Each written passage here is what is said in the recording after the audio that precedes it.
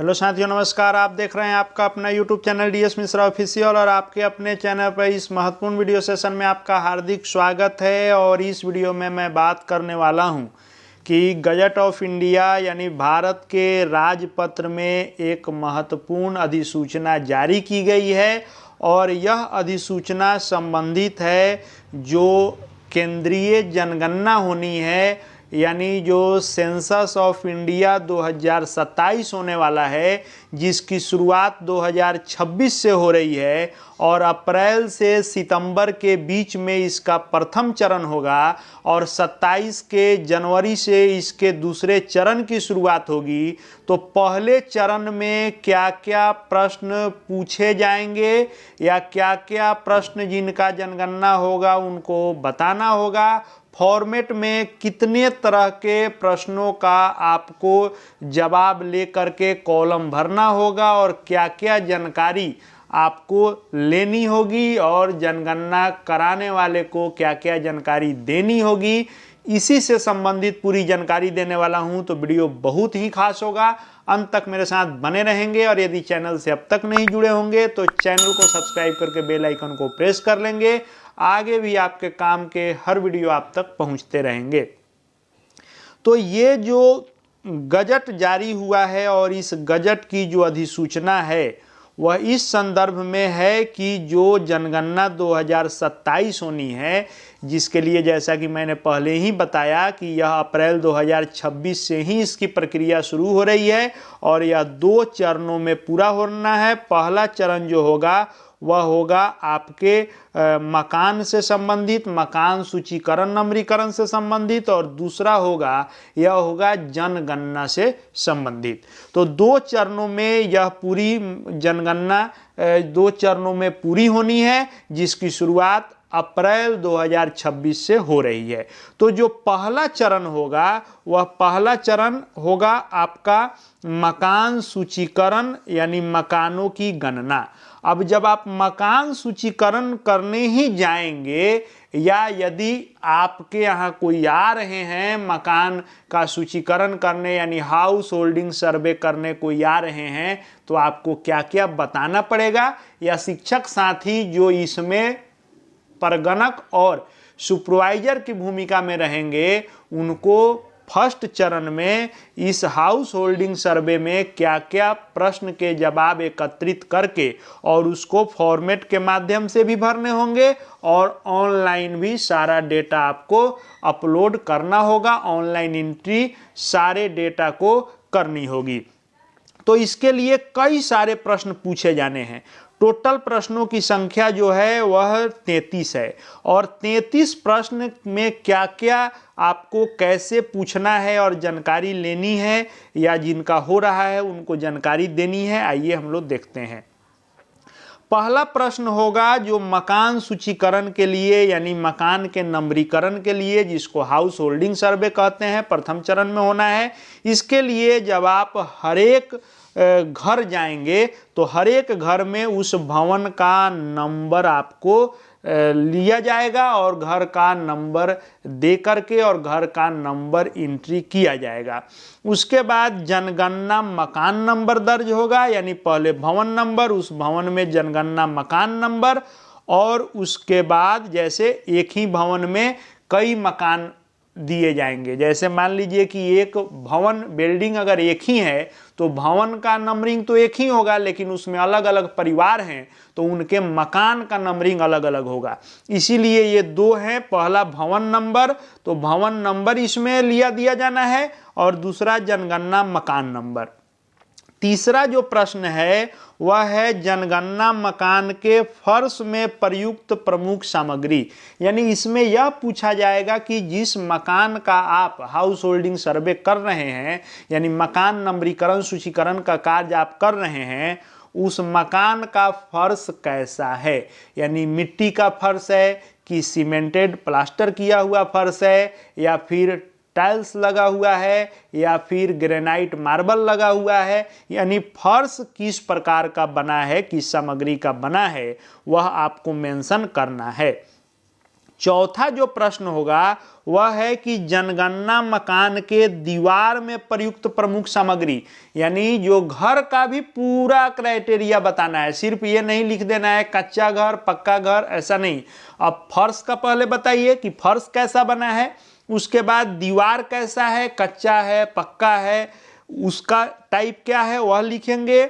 उसके बाद जनगणना मकान के छत में प्रयुक्त सामग्री, यानी छत जो है आपका सीमेंटेड ढलुआ छत है या खपड़ेल है या एस्बेस्टस है, ये सब प्रश्न करके उसको लिखना होगा, ऑनलाइन करना होगा।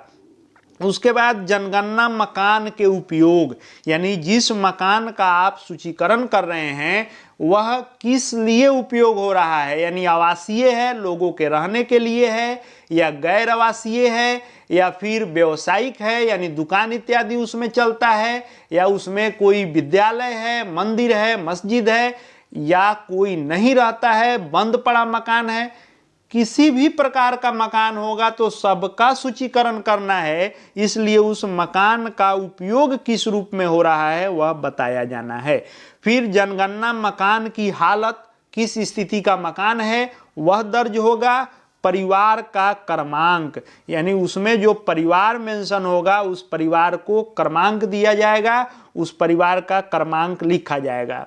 परिवार में सामान्यतः रहने वाले व्यक्तियों की कुल संख्या, जिस परिवार की एंट्री कर रहे हैं उस परिवार में कितने लोग हैं, यानी परिवार का संख्या टोटल अभी दर्ज हो जाएगा। जब फिर जनगणना दूसरे चरण की होगी तो अब उसमें हर व्यक्ति का डिटेल लिया जाएगा।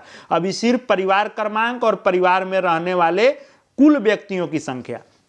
उसके बाद परिवार के मुखिया का नाम, उस परिवार के मुखिया कौन है, परिवार के मुखिया का लिंग, यानी पुरुष मुखिया हैं या महिला मुखिया हैं वह मेंशन करना है, उनका नाम मेंशन करना है, ताकि अगले बार जब दूसरे फेज में जाएंगे तो उसी परिवार क्रमांक के, उसी परिवार के मुखिया के अंतर्गत जितने लोग होंगे उनका एंट्री होगा। उसके बाद 12 नंबर प्रश्न रहेगा कि क्या परिवार का मुखिया अनुसूचित जाति, अनुसूचित जनजाति, अन्य से संबंधित है, यह मेंशन करना होगा। मकान के स्वामित्व की स्थिति, कि इस मकान का मालिकाना हक किनके पास है, यह सब चीजें देनी है। 14 नंबर में परिवार के पास रहने के लिए उपलब्ध कमरों की संख्या, यानी जिस परिवार संख्या का आप यह दर्ज कर रहे हैं उनके रहने के लिए उस मकान में कितने कमरे हैं, कितने रूम हैं रहने वाले, उसको दर्ज करना होगा। परिवार में रहने वाले विवाहित दंपतियों की संख्या, यानी कितने लोग ऐसे हैं जिनका शादी हो चुका है। पेयजल का मुख्य स्रोत क्या है, यानी पीने का पानी का स्रोत क्या है, सरकारी नल जल की योजना है कि उनका अपना मोटर है, समरसेबल है, किस सुविधा से वह पानी उनके पास पहुंच रहा है वह देना है। पेयजल स्रोत की उपलब्धता कितनी है, कैसी है वह देना है। प्रकाश का मुख्य स्रोत क्या है, बिजली है, सोलर है, किस चीज से प्रकाश उस मकान को मिल रहा है यह स्रोत बताना है। शौचालय की सुलभता, कि परिवार के उस मकान में शौचालय है या नहीं है, शौचालय है तो कितना है, शौचालय का प्रकार कैसा है, पक्का है कच्चा है वह लिखना है। गंदे पानी की निकासी, ड्रेनेज की व्यवस्था कैसी है वह देना होगा। स्नान गृह, अलग से स्नान करने के लिए कमरा है यानी स्नान गृह है कि नहीं। रसोई घर और एलपीजी कनेक्शन की उपलब्धता, कि मकान में अलग रसोई घर सेपरेट है कि नहीं है तो उसमें एलपीजी गैस कनेक्शन या पीएनजी गैस कनेक्शन है कि नहीं है। उसके बाद खाना पकाने के लिए प्रयुक्त मुख्य ईंधन, खाना किस चीज़ से बनता है, एलपीजी से बनता है, लकड़ी पर बनता है, किस प्रकार खाना बनता है वह बताना होगा। रेडियो ट्रांजिस्टर है कि नहीं यह बताना है। टेलीविज़न है कि नहीं यह बताना है। इंटरनेट की सुविधा है या नहीं बताना है। लैपटॉप कंप्यूटर है कि नहीं बताना है। टेलीफोन, मोबाइल फ़ोन, स्मार्टफोन है कि नहीं ये बताना होगा। साइकिल, स्कूटर, मोटरसाइकिल, मोपेड क्या है उनके परिवार में ये बताना होगा। कार, जीप, वैन क्या है वह बताना है कितना है। परिवार द्वारा उपभोग किया जाने वाला मुख्य अनाज क्या है, खाने के लिए कौन सा मुख्य अनाज उपयोग करते हैं।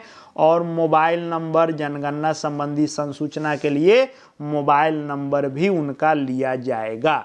यानी यह टोटल जो 33 प्रकार के प्रश्न होंगे, इस 33 प्रकार के प्रश्नों को संग्रहित करना होगा। इनका जवाब जो प्रगणक होंगे, सुपरवाइजर होंगे, यानी जो शिक्षक लोग प्रगणक सुपरवाइजर में लगेंगे, उनको इतने यानी ये टोटल 33 प्रश्नों के जवाब हर मकान से लेना होगा और उसका ब्यौरा तैयार करना होगा। उसके लिए फॉर्मेट भी रहेगा।